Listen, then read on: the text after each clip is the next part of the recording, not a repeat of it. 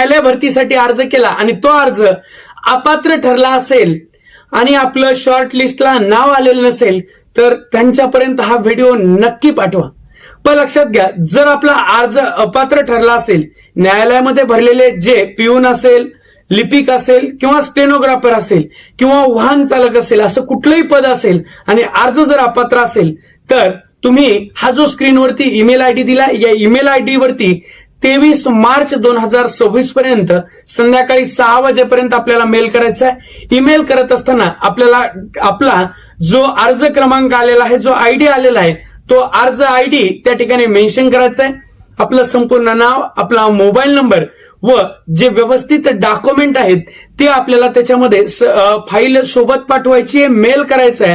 आणि ते मेल केल्याच्या नंतर जरीही आपण अपात्र ठरवलं असाल, शॉर्ट लिस्टला नाव नसेल, तरीही आपलं सुधारित यादीमध्ये नाव येऊ शकतं.